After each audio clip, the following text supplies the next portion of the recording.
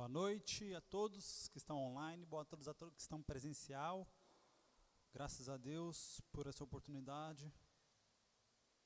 E não há nada melhor do que estar na presença de Deus, amém? E eu sou grato a Deus porque até aqui o Senhor tem nos ajudado, até aqui o Senhor tem nos sustentado. Eu sou grato a Deus porque em meio a tanta crise no meio desse mundo, até aqui o Senhor nos ajudou, até aqui o Senhor nos sustentou.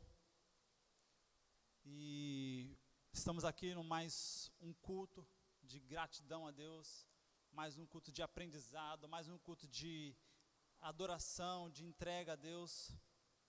E antes de iniciar aqui a leitura da palavra, eu queria pedir para os irmãos que estão em casa, que vocês não parem de contribuir com essa obra, amém? Que você não pare de abençoar, de estender as suas mãos generosas, né? Vai ter um código aí na sua tela e um número de uma conta. Não se esqueça que pessoas ainda dependem de você, que pessoas ainda dependem de você cooperar, porque só está chegando essa palavra, essa mensagem até você, porque você tem semeado, você tem abençoado essa igreja, você tem sido uma pessoa que tem se preocupado em zelar pela casa de Deus. E esse microfone, essa internet só está funcionando porque você tem mantido a sua obediência a Deus com o seu dízimo, com a sua oferta. E não se esqueça em nenhum momento que tudo que você faz, né, como diz a palavra lá em Coríntios 10:31, o que você faz para os homens, você tem que fazer como se você estivesse fazendo para Deus. Então faz pela igreja como se você estivesse fazendo diretamente para Jesus. Não se esqueça que Jesus, Ele usa todos os seus recursos para poder expandir o reino dEle, para poder levar o Evangelho às outras pessoas, para poder alimentar aquelas pessoas que são menos favorecidas, para poder abençoar aquelas pessoas que precisam de um milagre através da sua generosidade. E iniciando aqui a palavra, que está localizada lá no livro de Lucas, no capítulo 6, Lucas capítulo 6, no versículo 46. Princípios foram feitos para ser seguidos, princípios foram feitos para serem cumpridos em nossas vidas. Então não se esqueça de que cada ensinamento em que Deus permite com que você aprenda, Deus Ele irá cobrar de ti, porque você já não é mais inocente, você já não se torna mais ignorante a respeito desse assunto.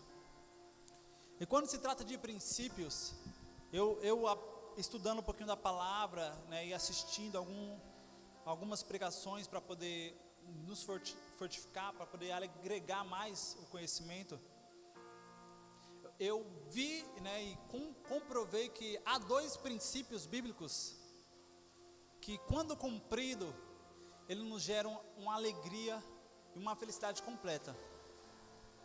E se eu pudesse intitular uma mensagem ou um título, né, para essa mensagem, eu colocaria 2 princípios para uma vida próspera, 2 princípios para uma vida abençoada, 2 princípios para você ter uma vida completa diante de Deus. E quando ouvimos a palavra prosperidade, não estou dizendo de recursos financeiros, estou dizendo de uma prosperidade por completa, onde você tem tudo que você precisa para poder executar aquilo que Deus colocou em suas mãos, tudo que você precisa para sobreviver durante todos os dias nessa terra. Então esses 2 princípios, ele não pode ser quebrado, porque quando quebrado, há uma consequência muito ruim e muito triste para a vida dessas pessoas. E lá no livro de Lucas 6,46 diz assim: por que me chamais Senhor, Senhor, e não fazeis o que eu vos mando? Por que me chamais Senhor, Senhor, e não fazeis o que eu vos mando?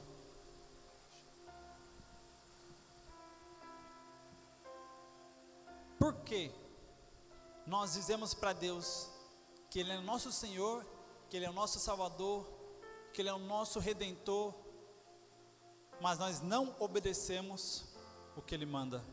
Isso é a palavra do próprio Jesus. Senhor, Senhor, e não pratica o que eu vos ensino. E isso me chamou a atenção, que durante a nossa jornada como cristão, nós somos confrontados com a religiosidade.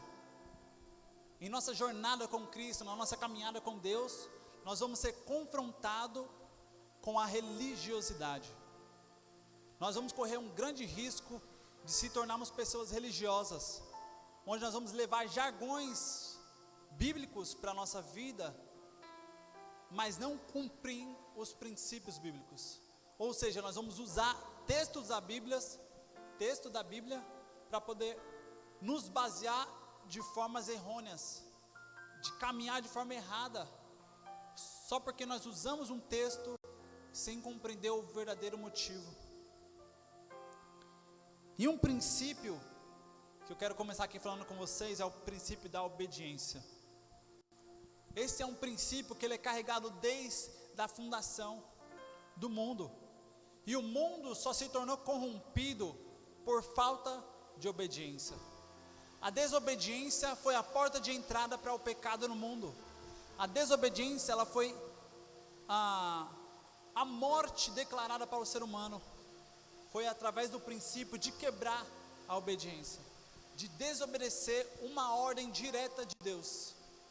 Porque Deus disse no princípio: pode desfrutar de tudo, mas não toque no fruto dessa árvore. Então Deus ali, Ele estabeleceu o princípio de obediência. É onde Deus colocou o limite no ser humano, para poder provar para ele que se ele estabelecer e cumprir esse limite, ele seria totalmente completo e satisfeito em Jesus. O ser humano seria totalmente satisfeito e completo em Cristo. Então a desobediência acarretou em uma consequência devastadora, uma consequência jamais imaginada, pelo homem no seu contexto. Porque hoje muitas vezes a gente carrega a marca dessa desobediência. Nós deixamos com que essa desobediência nos leve muitas vezes a cometer os mesmos erros que os nossos antepassados cometeram. E quando nós entendemos a obediência, nós queremos estabelecer algumas normas que foi declarada na Bíblia. Desde Abraão, José e todos os patriarcas ou os apóstolos que obedeceram diretamente o comando de Deus, eles tiveram êxito e até hoje são lembrados. Amém? Até hoje eles são lembrados porque eles obedeceram, e a obediência, ela acarreta em fruto, e fruto que permanece para sempre. Então o fruto que o apóstolo Paulo plantou, Pedro, que Abraão, Noé, de obedecer a Deus, o fruto deles obedecerem ao comando de Deus, de sair da sua parentela, de construir uma arca, acarretou em que eles viveram coisas sobrenaturais com Deus, eles viveram uma fidelidade com Deus, e Deus honrou de tal forma, onde 2000 anos depois, nós estamos todos os cultos praticamente aprendendo com um desses personagens. A cada culto, a cada dia que nós vamos caminhando com Cristo, nós vamos se espelhando em um desses personagens para se parecer mais com Jesus. Porque a obediência que cada um deles tiveram diante de Jesus, o tornou espelho para o próximo, os tornou referência para nossas vidas. E quando Saul, ele desobedeceu a Deus, o profeta Samuel, ele provou, lá no livro de 1 Samuel, capítulo 15, versículo 22, se eu não me engano, que Samuel disse: Saul, é melhor obedecer do que, é melhor a obediência do que muito sacrifício. E se você analisar, você que é pai hoje, você prefere que o seu filho se sacrifique ou te obedeça?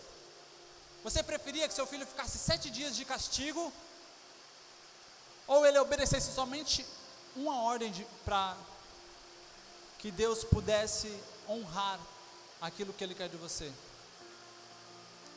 Então não se esqueça de que esse princípio da obediência, ele é um princípio onde, quando é cumprido, há recompensa. E há uma recompensa direta de Deus.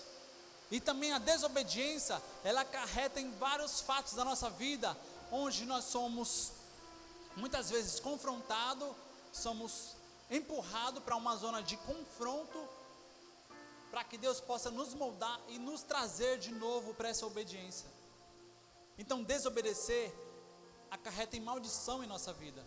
Desobedecer acarreta em maldição, em desgraça, em tristeza.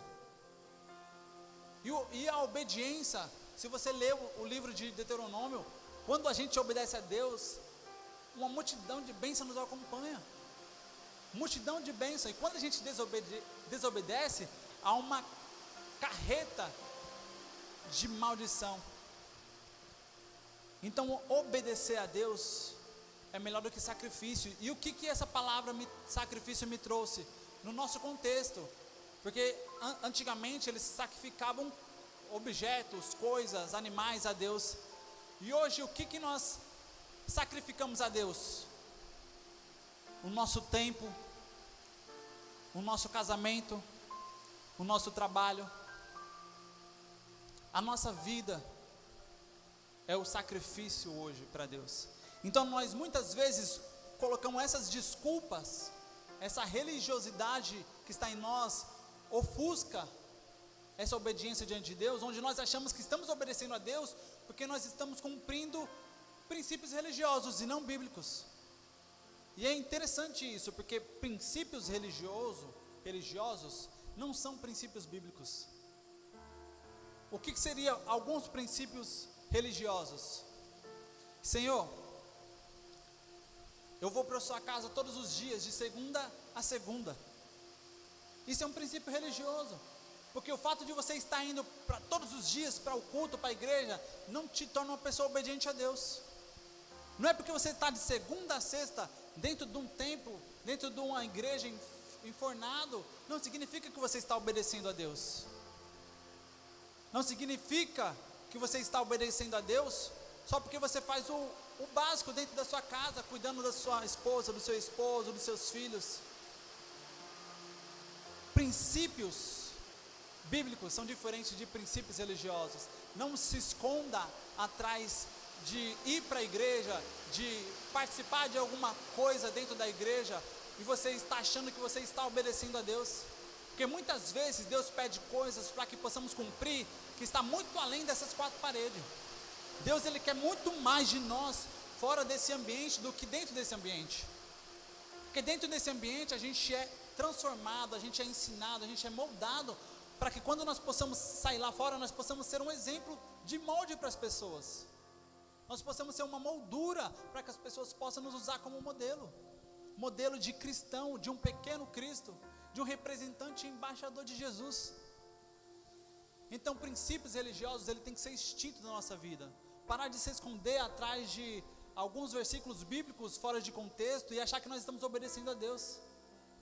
E achar que nós estamos obedecendo a Deus porque nós fazemos algumas coisas. E uma coisa que eu analisei durante esses últimos anos, últimos tempos da minha vida, eu vi que as pessoas têm colocado desculpa de obedecer a Deus, dizendo que vai orar. Dê um exemplo para mim, Jonathan, vou te dar um exemplo. A pessoa, ela causa um problema na vida dela, a pessoa, ela é a causa do problema dela, e ela acha que o problema dela vai ser resolvido através da oração, e não vai. Jonathan, mas a oração não tem poder? Tem poder, mas a oração, ela não tem como fundamento bíblico resolver nossos problemas. A oração, ela foi um fundamento bíblico para nos conectar com Deus, para nos aproximar de Deus. E muitas vezes, porque às vezes nós oramos por algumas coisas e Deus responde, nós acabamos generalizando e achando que tudo na nossa vida é baseado só em oração. Esquecemos que a oração, se não acompanhada de obediência, ela não vai ter resultado. A oração, ela é uma ferramenta fortíssima na vida do cristão. Acompanhada de obediência, ela é infalível. Então, quando a gente ora a Deus, obedecendo a Deus, é como se fosse um ponto. Deus não tem ponto fraco, amém? Não existe ponto fraco em Deus, mas é como se fosse Deus parece que olha para nós de uma forma diferente. Parece que aquilo chama a atenção de Deus, a ponto de que Deus olha para nós: meu filho está orando, está obedecendo todas as ordenanças e tudo aquilo que eu pedi para ele cumprir, então eu estou à disposição, então abrirei as janelas dos céus, então eu vou honrar esse meu filho. Então obedecer a Deus é muito além do que sacrifícios momentâneos. Então nós achamos que a nossa vida, né, porque eu leio a Bíblia, que não é mais que a minha obrigação, porque eu oro, porque eu faço alguma coisa para ajudar alguém, eu acho que eu estou obedecendo a Deus. E muitas vezes Deus ele não quer isso que eu faça, somente isso, mas Deus ele pede coisas específicas para cada um de nós e nos mostra aonde nós temos que obedecer a Deus. E um outro princípio depois da obediência é o princípio da semeadura. O princípio da semeadura é um princípio que é infalível e ele é inegociável diante de Deus. Ontem eu conversando com a minha esposa à noite, né, acabamos entrando num assunto, né, de lembrança do passado, ela lembrando de quando a gente namorava, das coisas boas que eu fazia por ela, né, e falou que saudade daquele meu namorado, que só faltava jogar, né, enxugar o chão com a roupa para eu passar. E a gente começou a lembrar, né, de coisas boas, mas ela chegou um momento: cadê essa pessoa que você era e hoje você não é mais? E eu falei para ela: cadê as sementes que você plantou para aquela pessoa? Cadê as sementes que você plantou para aquela pessoa? Ah, mas naquela época eu não plantava, né? Eu não plantava e colhia. Eu falei: pois é, mas tem uma hora que a semente acaba. Semente, ela acaba. Se você não plantar e regar para que nasça novas sementes, ela vai acabar. Então é um exemplo simples de trazer para a nossa vida, onde quando nós entendemos o princípio real, baseado na semeadura, nós vamos entender que ele vai muito mais além do que nós esperamos e pensamos. Então ela quer colher hoje uma pessoa do passado, onde durante muito tempo ela não plantou, ela não regou na vida daquela pessoa. Então não tem como você querer colher amor se você não plantou amor. Não tem como você querer colher compaixão das pessoas se você não plantou compaixão. Não tem como você querer colher amizade se você só plantou inimizade. Não tem como você querer colher que a pessoa seja obediente se você não plantou obediência na vida da pessoa. Não tem como você querer cobrar de um bom esposo se você não tem sido uma boa esposa. Então há princípios que não tem como nós burlarmos, não tem como mudar, não tem como a gente plantar banana e querer colher maçã. Isso aí é anormal, e se acontecesse, só se for algo sobrenatural, além de um princípio que eu tenho certeza que Deus nunca vai quebrar, que Deus ele nunca vai permitir você plantar banana e colher maçã, porque se ele fizer isso, ele está negando a si mesmo. Deus ele nunca vai negar a si mesmo. Todos os princípios estabelecidos por Deus, o próprio Deus ele zela por aquilo. O próprio Deus ele zela pelos seus princípios. Então a semeadura, ela é a segunda ferramenta mais poderosa na vida de um cristão. Porque se você começar a plantar a partir de hoje, não tem como você deixar de colher lá na frente. Tudo que nós estamos colhendo hoje é fruto do que nós plantamos no passado. Mas minha vida está o caos, você plantou isso lá atrás. Eu vi uma pesquisa que 90% dos problemas em que nós estamos enfrentando foi causado por nós mesmos. 10% é causa muitas vezes da natureza, natural, ou que não está fora do nosso controle. 90% dos problemas em que nós carregamos a nossa vida foi causado por nós mesmos. E nós queremos que Deus resolva todos os nossos problemas só com uma oração. Princípio de religiosidade. A oração, ela é uma ferramenta poderosa, porque Deus ele vai te instruir a como resolver aquele problema. Mas se o problema foi causado diretamente por você, não tem oração que resolva, a não ser que você ore, ouve o conselho de Deus, obedeça, aí sim o problema ele é resolvido. Então há princípios que não tem como a gente quebrar. Então a oração, ela é uma ferramenta poderosa. Se você precisa de resolver um problema na sua vida, ore mesmo, interceda, faça jejum, se tranca no quarto, mas não se esqueça que após essa oração, Deus vai enviar uma instrução para você. Percebeu que tudo que Deus pedia para algum dos seus servos, no contexto bíblico, Deus falava assim: Abraão, sai de sua parentela e vai para o lugar onde eu te mostrarei. Então, muitas vezes, Deus não mostrava o destino final, mas durante a trajetória, Deus ia mostrando qual era o caminho, se é para a direita, se é para a esquerda, agora você para, agora você continua. Deus, ele não vai mostrar o processo por inteiro. Deus, ele não vai mostrar qual é o fim, porque se ele te mostrar qual é o fim, você vai querer desistir antes de começar, porque o processo, ele é doloroso. O processo com Deus, ele é trabalhoso. Não é qualquer pessoa que entende e tem essa consciência de que o processo é ruim para que o final seja bom.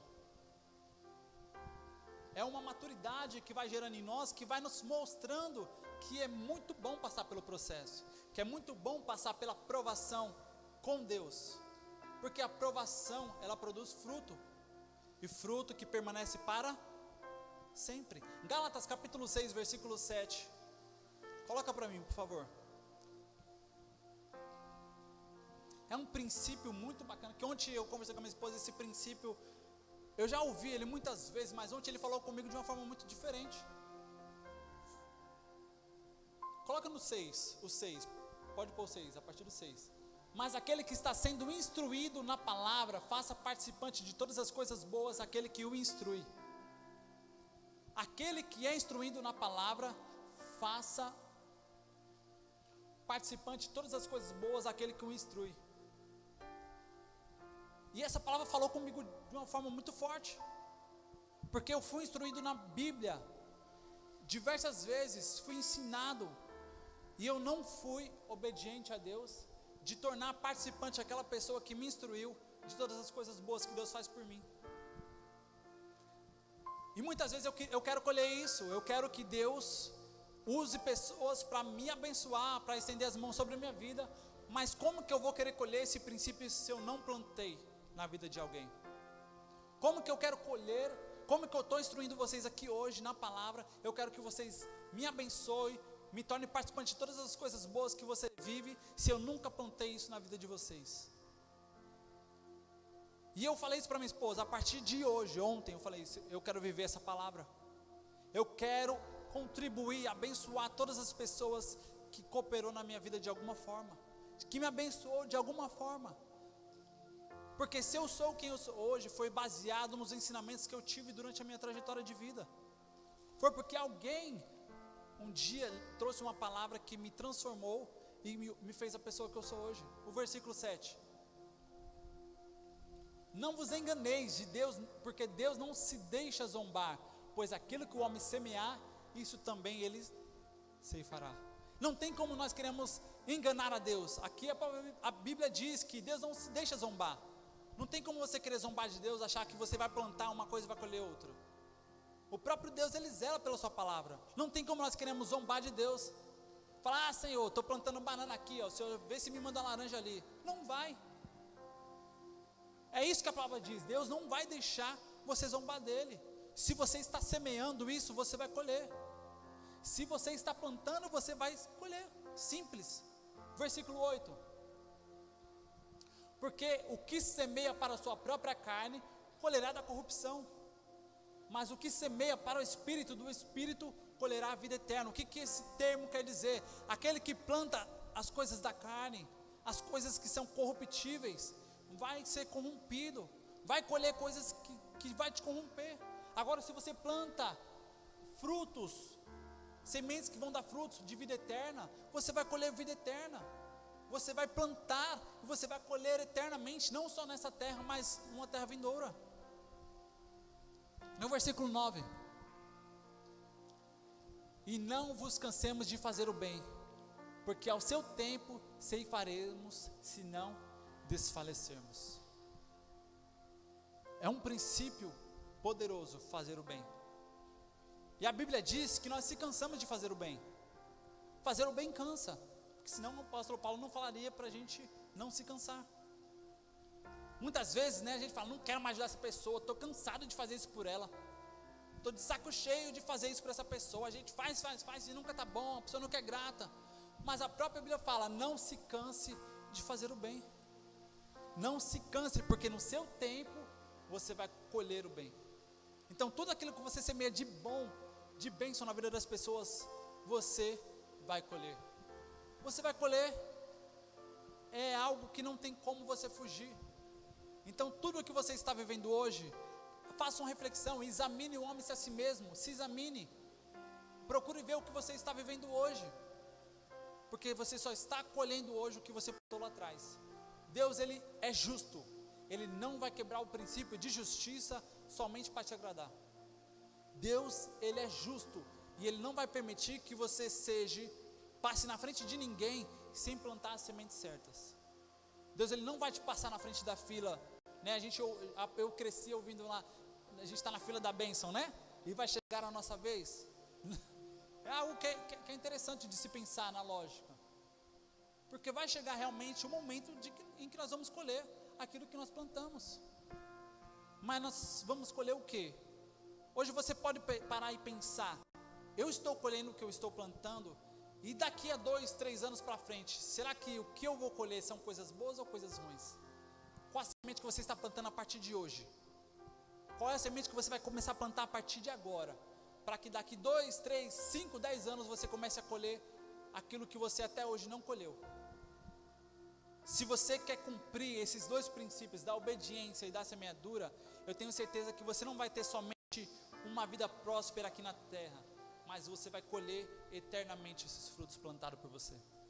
Então não baseie sua vida no que você viveu somente no passado. O passado, ele é bom de se lembrar, porque o passado, ele nos faz lembrar daquilo que nos traz esperança. O passado, ele nos faz lembrar de onde nós saímos, para onde nós estamos indo.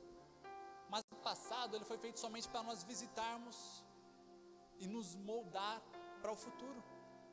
Então, se você não colheu o que você queria colher até hoje, não tem problema, comece a plantar a partir de agora as sementes que vão jorrar para a vida eterna na sua vida, as sementes que você vai carregar eternamente, porque eu tenho certeza que se você começar a plantar sementes que permanecem para sempre a partir de hoje, eu tenho certeza que não só 2021, 2022, com pandemia, sem pandemia, com dinheiro, sem dinheiro, Deus, Ele vai permitir com que sua vida seja tão próspera, a ponto de que o dinheiro seja só um detalhe na sua vida, dinheiro seja somente mais um recurso na sua vida, porque a prosperidade que Deus quer de nós, ela não é financeira, ela é uma prosperidade completa. E com pandemia, sem pandemia, com governador, sem governador, irmãos, analisem que durante a pandemia, se vocês não sabem, a China, ela ultrapassou os Estados Unidos em número de bilionários. E pessoas aqui no Brasil perdendo emprego, o Brasil entrando em caos. Mas na China,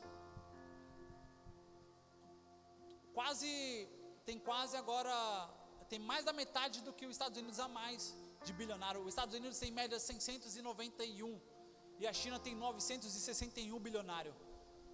Ou seja, uma economia fortíssima como os Estados Unidos, gigantesca, foi ultrapassada por uma outra economia em número de pessoas com maior recursos financeiros.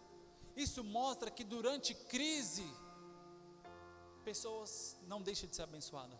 Durante a crise, o dinheiro ele só troca de lugar, só troca de mãos. O recurso ele só troca de mãos.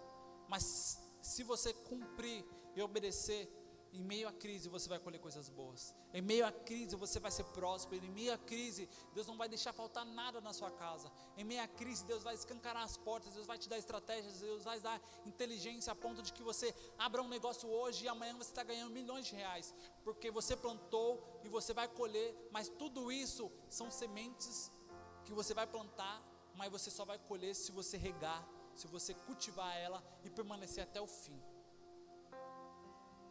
Se você ouvir hoje coaches falando coisas, ele vai dizer o que para você?